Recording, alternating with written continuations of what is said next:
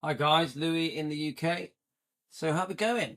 Defending Elvis. I haven't decided if I'm going to go live tonight, but I just thought I'd start reading some comments on here and just post it on our video section concerning Priscilla. I've just had some dinner, so I'm a bit dried out. I had a kebab. Do you know what a kebab is, guys? Right. So quite dramatic day as usual for defending Elvis. We discussed some other YouTube channels that to me are very disappointing concerning supporting Elvis and Lisa. So if you want to go and watch that, guys, we've done quite a few videos today. Okay. So this YouTuber, I've never heard of this YouTuber. It's not a YouTube. No, actually, no, it is a YouTube channel. And I read one of her comments. It's Kelly Friday. So Kelly Friday. I started reading it. She's only a young lady. I think probably in her 20s, maybe younger. I thought, I quite like her comments concerning Priscilla. I'm going to read them out. So let's read them. Just a short video. We're going to post it. So Elvis was and always will be a good man. Good start. So then she says, Priscilla lied about all his abuse and the toxicity for money, which worked because she would write books on how awful he was and sell them, and people paid her in turn her books into movies. So do you know what? I know she only wrote the one book, but I wonder how many books she was got a backhander for. So basically books that other people have written, but she gave permission and they got a backhander. I wonder, guys, do any of you know the answer to that? Has Priscilla in the last 40 years sponsored other people's books for money? You know, for example, like Jerry Schilling's book. Did Joe do a book? Joe Esposito, Charlie Hutz did it? You tell me. I'm just guessing. Any of the Stanley's books? Did any of these people give Priscilla money for books? Obviously, we know that she now is doing Softly as I Leave You, which is more or less out now, isn't it, guys? Yeah, so interesting.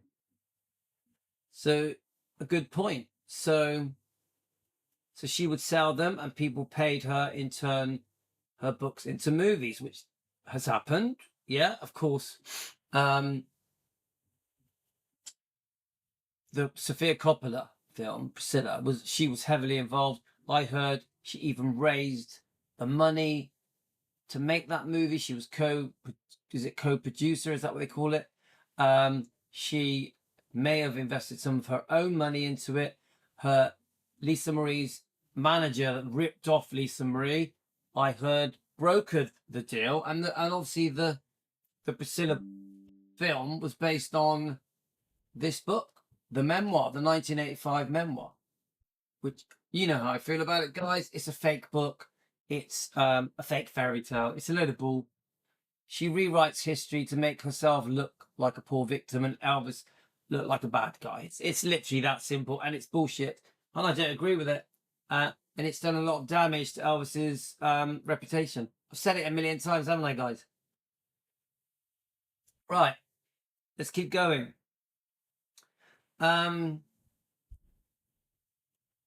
If you watch her interviews and read her books, her story changes all the time. On the interviews, she talks about how Elvis never controlled her. She's able to wear whatever she wanted. She went wherever she wanted, whenever, and has always been very sweet with her. So look, whenever. And Elvis has always been very sweet with her. So I agree. The story's evolved. I actually think that when they first split up, you got the initial first divorce settlement. Things weren't that bad, really. I think Elvis, after initially being obviously extremely upset, thought, we'll do a divorce. We'll do an amicable divorce. We'll part on good terms. We'll do a good public divorce on behalf of his daughter Lisa. Elvis wanted to be seen as a good husband. He admitted he had made mistakes, that he was traveling a lot. We know about him sort of announcing it whilst on tour. I think he felt it was best for Priscilla and for Lisa to put on a good face. I think he came to terms with it initially. Even Priscilla, if you first see her in public in the 70s, there's only a couple of little interviews. She's actually quite calm, quite placid. She speaks well of Elvis. She says, you know, his life hasn't changed that much. You know, he's still with the same guys, meaning the Memphis Mafia. Obviously, he would have been with Ginger Alden. Linda Thompson. You know. Now you see a very different Priscilla emerge in the late 70s, early 80s. This is when you start getting snippets of these interviews, like the Barbara Walters type people, where I think the idea of the book starts to come about. You know, the Elvis and Me book. I've read that it was actually Michael Edwards that encouraged her to do it, that she did want to do it, but she tried to not do it at first. Eventually, she starts to think, well, maybe I will. And then Michael Edwards, allegedly, you know, the guy who allegedly abused Lisa Marie, he encourages her and helps her. I'm just going from memory. So then you start to see a different Priscilla who emerges, who starts to invent this storyline that, poor me, look what I went through. I suffered at the hands of Elvis. I was controlled and groomed. I was a prisoner in a gilded cage. So she starts to reinvent herself. Yeah. Suddenly Elvis isn't so nice. She forgets how generous he was. She forgets the life she was given when she moved from Germany to America in around 1963 when she was nearly 18. Suddenly she remembers, oh, I was just 14 when we met. We were together from the age of 14 until we divorced in 1973, which is not true. Yeah. The bottom line is they weren't together. They briefly met for 4 or 5 months. Elvis goes back in 1960 to do the GI Blues filming, the Frank Sinatra show. He makes some albums with RCA Victor. There's a very famous train journey, him coming back, where Nancy Sinatra gives him a silk shirt as a gift from her father, Frank Sinatra. So Elvis wasn't with Priscilla. He wasn't with her. She likes to say that they were together from age 14. They were together for like 18 years. They weren't. They weren't. Elvis made it very clear. Yes, they had a friendship, but Elvis made it very clear. No, just friends. Then it does seem that Priscilla tried to carry on contact. I don't know if Elvis was phoning her. Who knows? We obviously have the alternate version of events of Priscilla as a teenager, that she may have had a very different past as a teenager. May not have been a virgin, may have been quite promiscuous. In this book here, Suzanne Finstad's book.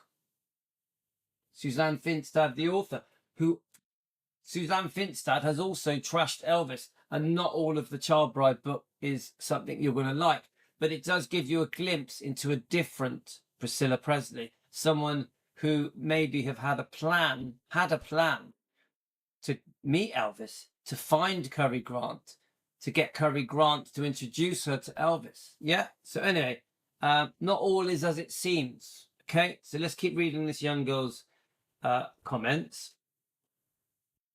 So yes, I agree with that. In the 80s, she starts to reinvent history. Oh, Elvis controlled me, told me how to dress, told me how to walk, do my hair, do my makeup, you know, almost forcing me how to wear certain clothes, the beehive hairdo. None of it is true. You know, I was a prisoner at Graceland. No, she had a car. She could go wherever she wanted. Priscilla had a couple of affairs. She had the dance instructor affair just after Lisa Marie was born, within a year of the marriage. She needed freedom to have that affair. Quite soon after, she starts secretly dating Mike Stone, the karate champion, for a year. Well, she must have had quite a lot of freedom to have that affair. So Priscilla, I really do feel, has got away with reinventing the truth, the public image, and people fell for it. People were very gullible. They just fell for it. They believed every word she said. No one ever challenged Priscilla, which is just crazy. And the biggest victim to me was always Elvis. Elvis, who she had portrayed as always being the bad guy. Right. Let's keep going on this comment.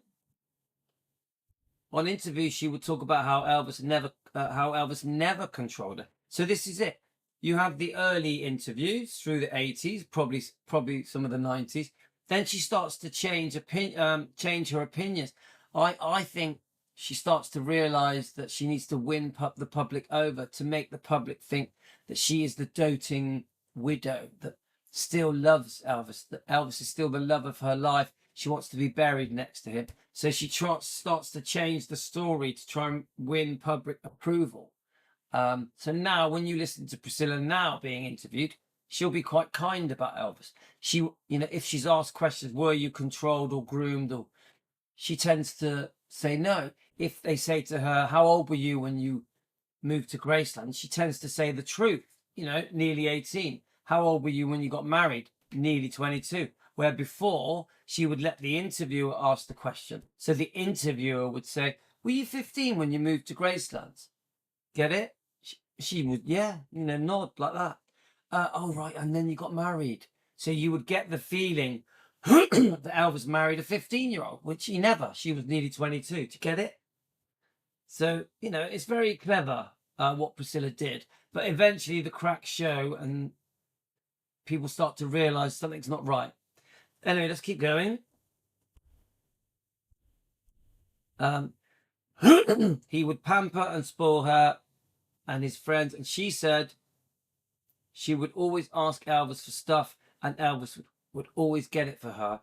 But when he doesn't, she would give him the silent treatment until he gave it. Okay, this is Kelly's comment. Kelly Bottom School Friday, it's called. Elvis didn't want to get married. He was forced by Priscilla's father, who threatened to involve the law if he didn't. And Colonel also forced him because it could ruin his career if he didn't. So the writing's very small. I'm struggling to read it, but so this young lady is reading the things that we've heard. We've heard that he was forced and threatened to marry Priscilla, and that even Colonel Tom Parker was encouraging it. I even heard that Vernon thought that because Elvis had made promises, allegedly, that he thought it might be the right thing to do. So it does feel to me like Elvis married someone that he didn't want to marry, honestly. Yeah, he was a bit in too deep. And then this rush marriage happened, this 8-minute ceremony. All of a sudden, Elvis found himself married. Yeah. But don't get me wrong, guys. I do think Elvis had phases where he liked Priscilla, maybe even loved her. But I do think they weren't right to get married. They should never have got married. I really believe that. It was a massive mistake. They weren't ready to have a child. Honestly, I believe that. I adore and love Lisa Marie, but they were not ready to have a child, both of them. Elvis wasn't ready to be with just one girl. I don't think so. And do you know what? I don't think Priscilla was ready to be with just one man. I don't. I think Priscilla fancied men a lot and wanted fame and fortune. I think Priscilla, once she had a taste for the Hollywood lifestyle, the Beverly Hills style lifestyle, the LA lifestyle, I think she wanted more of it. I don't think Memphis was right for her. I think Memphis was too laid back for her. Elvis loved Memphis. Priscilla didn't. She tries to give the impression that she did, but I don't think she did. Anyway, just an opinion, guys. So it seems like Elvis was forced to marry, or it could ruin his career, which was why the marriage turned out so bad. I agree with that. When you marry someone and you're never ready to be married, and someone who also really enjoys the fruits of life, Priscilla enjoyed the fruits of a single woman. It's a recipe for a disaster. So, but one thing that did happen is that he did marry her. They did have a baby. She says that she lost her virginity on the night of the wedding. It's not true. Lisa has said in her book From Here to the Great Unknown, that their sexual relationship started when she was around 18. But Priscilla has spent more or less 40 years saying she lost her virginity to Elvis on the night of the wedding.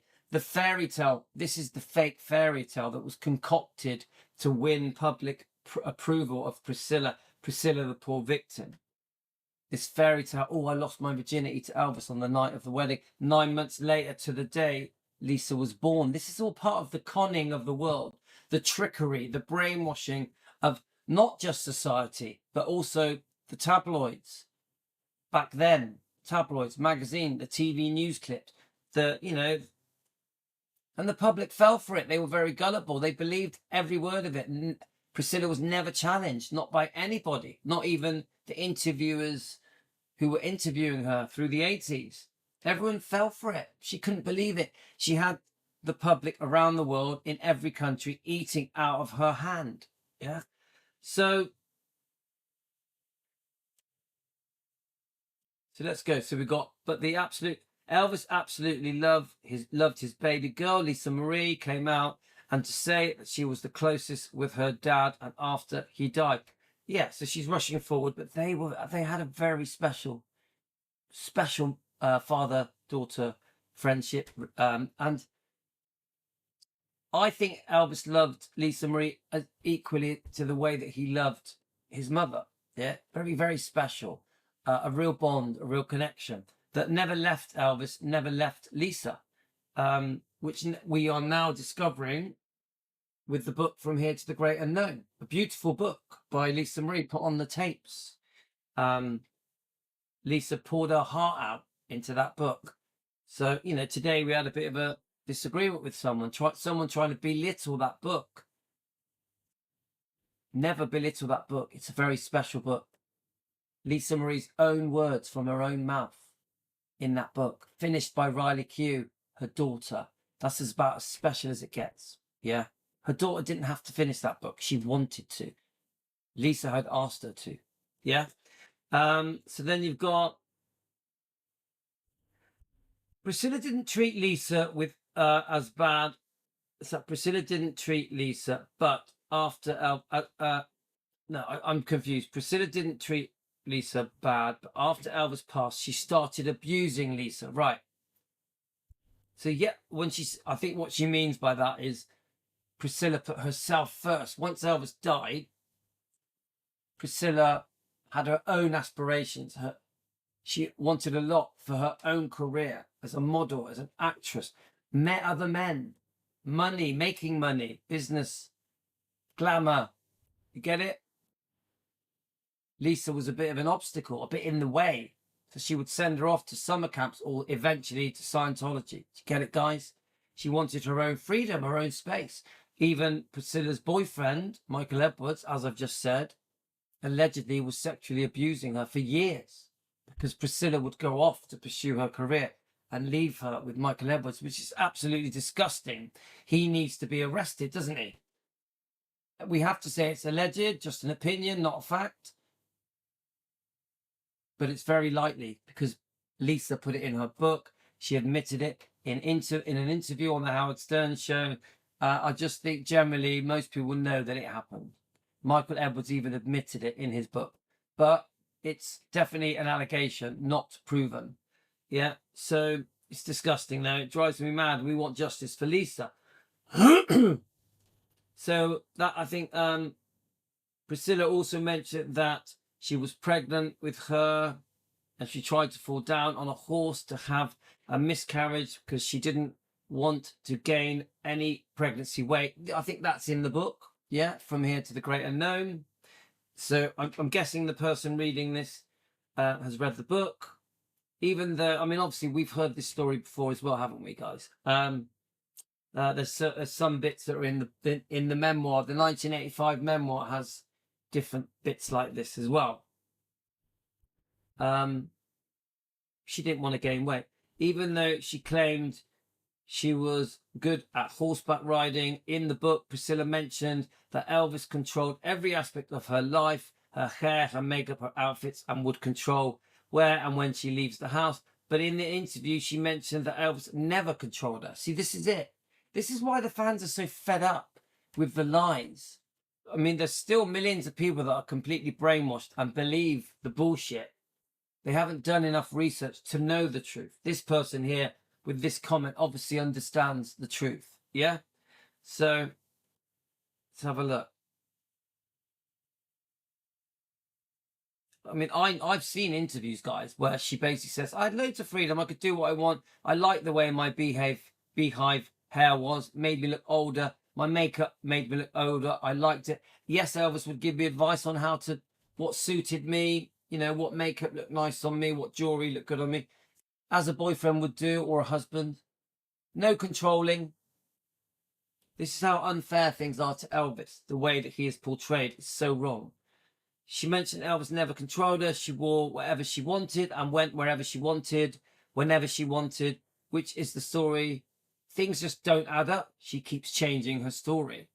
She had total freedom. She could jump in a car and go wherever she wanted. In fact, when she was secretly seeing Mike Stone, she was traveling 4 or 5 times a week, up to nearly an hour each way to drive to see Mike Stone and have this so-called karate lesson.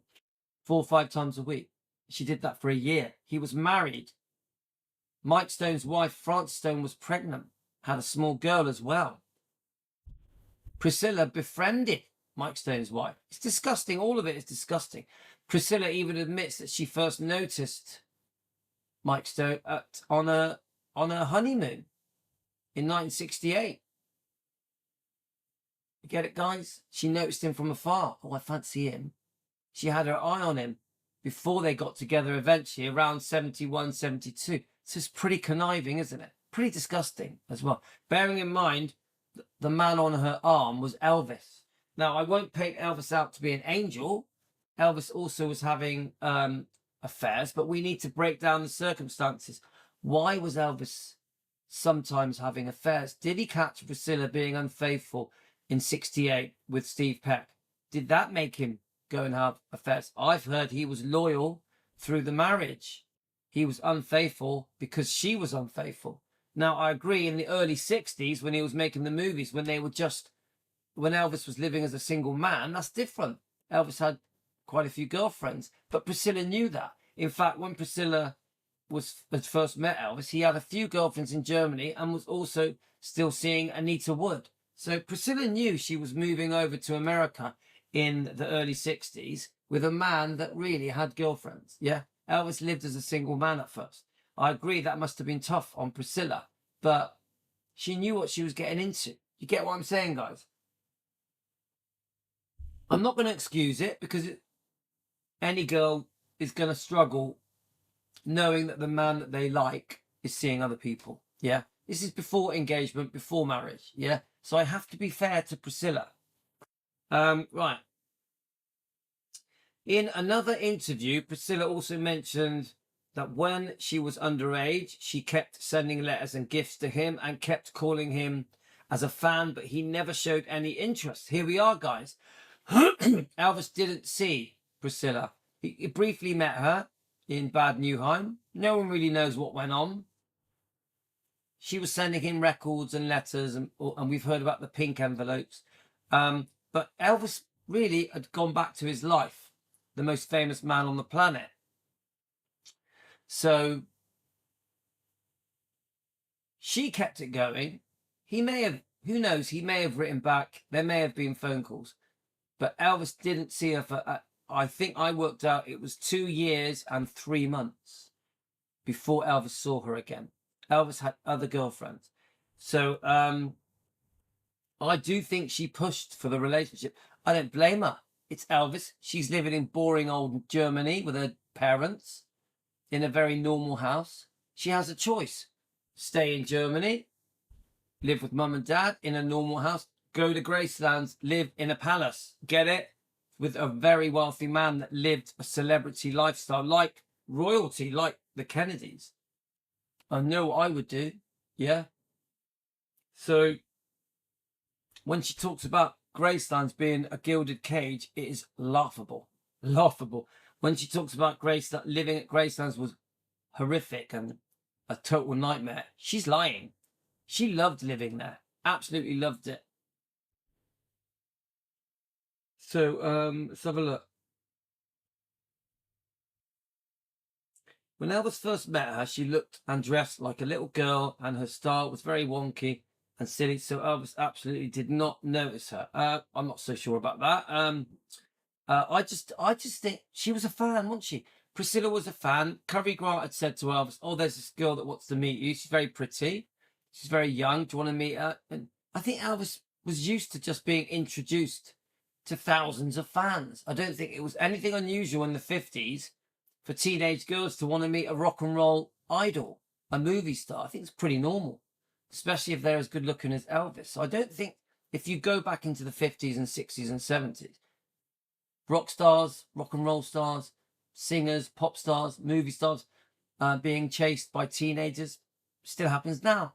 Still happens now in 2025. So you understand what I'm saying, guys.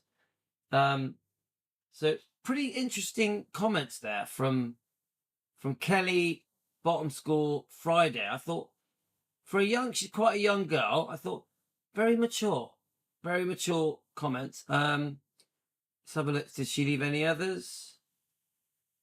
Says his maids also said he always had a bad temper, but never raised a hand on her. And he would raise his voice, but he wasn't manipulative. The whole throwing chair incident has been disproved now, hasn't it? Yeah, she mentions that. Let's have a look, guys. So in an interview, Priscilla also mentions that when she was still underage, she kept sending letters and gifts. Let's have a look. I'm just checking the car. I just find it interesting when this is quite a young lady. This, I think she might not even be in her 20s. I'm very interested just how that age group, that generation, how they see the relationship between Elvis and Priscilla.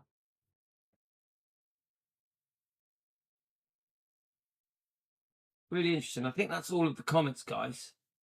So yeah, I just wanted to do this video because I do find it interesting how a different generation sees the relationship between Elvis and Priscilla, because it's a very iconic relationship. Most people have fallen for the storyline that's in this book.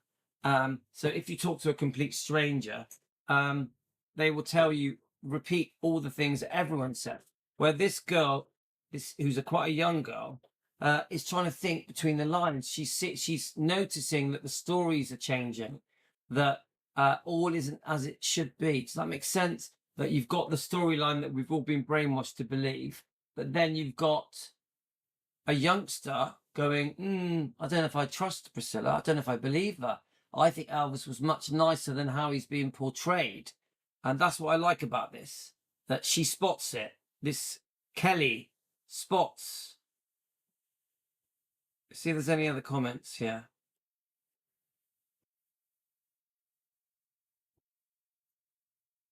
Yeah, so she's praising our channel. She's saying she'd like to learn more. She's obviously intrigued. Let's have a look. So I might do this again, actually. Just just notice a subscriber commenting on my channel, and I might just sort of just discuss if they leave multiple comments. I think I might just share it with you guys. So I want to understand how fans think about Elvis and Priscilla, how brainwashed they are in a good or a bad way, if they can really see the truth. I don't think people see the truth in the way that they should. So that's what this was all about. Anyway, guys, I'm going to post this live so we can comment together. Just an interesting discussion about Priscilla from a youngster, just to see how they think. Thanks, guys. Love you all.